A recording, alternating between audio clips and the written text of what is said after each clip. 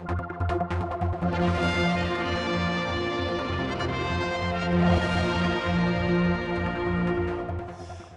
it's the second game in the heat here, because I can tell you now you've won it. Obviously, you know that, guys. I mean, who would have thought? You weren't sure where we were going to go, but what a game! And there's a scoreboard that was showing an amazing victory. Yeah, that was pretty class from the boys. They had to work from really hard from the start to the end.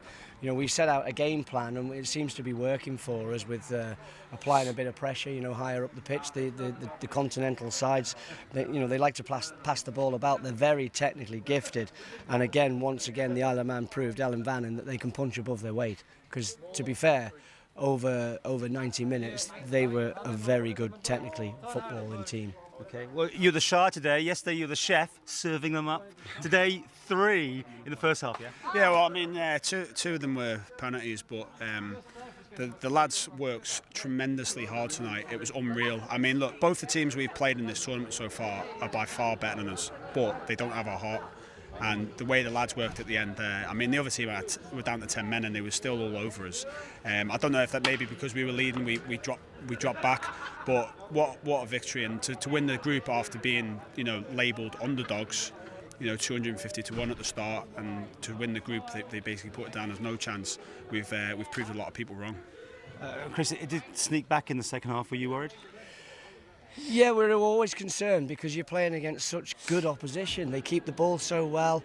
I mean, for instance, I actually believe that they've underestimated the Isle of Man on a number of occasions, because I think they brought 2 of their better players on late in the game. For instance, the guy that came on as a substitute up front, he is obviously a top-class player.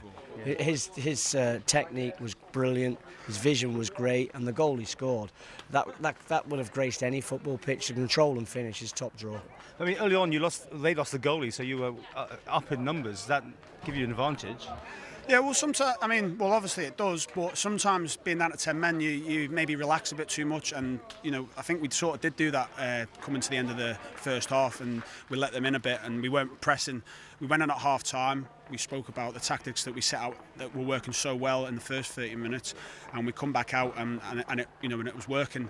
I think at the end, when they were creating a lot of chances, I think the lads were just getting tired. It's really hot, they're knocking the ball around, we're probably covering more miles than them on the pitch, but as I say, the lads couldn't have worked any harder. You just got to consider the fact that we've got a 20-man squad here, and we believe in all of them.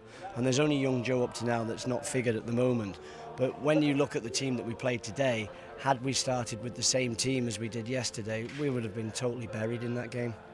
We had to, have faith in the people we've got within the squad, and the fresh legs made a difference. The start of the game, we seemed to start quicker than the teams we're playing against. And it's a never say die spirit. And picking up what Cal said there, even the president of CONIFA was saying this team has got passion, and the other ones don't necessarily have that same thing about it. You really have something to prove here. Yes? Yeah, well, we know each other as well. So as I've said a lot of times, we're like brothers. We fight for each other, and we have got a lot to prove. Obviously we're the underdogs, and we just want to prove back home as well that the Isle of Man does have good players. And we've played against pros. I mean, if people want to type into the internet the players we've just played against, they will see the players we've played up against. And even watching the game, they would have seen that they're better teams. But you can't knock our heart. I'm just smiling there. I'm looking around this ground, and all I can see is Nordic Bet, a company that put us at 250 to 1 at the beginning. Where's it now? Oh, I think we're down about 10 now. I've heard they're closed. Bankrupt. Yeah. You got a day off tomorrow. Does that mean you relax, or you got to think things through now to where you go next? We'd like to do something as a group, but we've got to find out that there's something that available for us to do, which isn't going to take any energy, because I actually believe the team that we've just played now will progress, and you'll see them at the end of the tournament, and also the other team, which I think has been the best so far. We're playing them in the quarter-final. Had we come second, I think we'd have had a better chance against Padinia.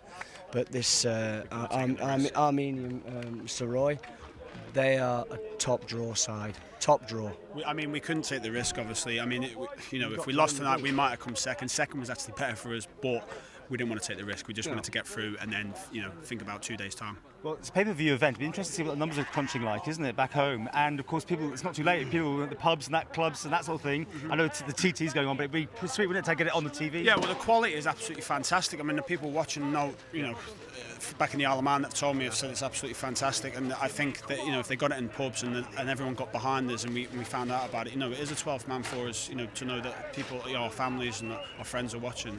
It does urge us on. When you watch the game and then when it's finished and we're fortunate enough to have won, and then you get your phone calls and your texts and your Facebook comments from back home, and it's really pleasing. It always brings a smile to my face to know that my family in particular and friends are just dancing around their living room. So it's just a great feeling. I just want to do a shout out for Ollie Bennett as well. What a fan! What a Manx fan. He's been singing the national anthem in his front room to the big screen. So.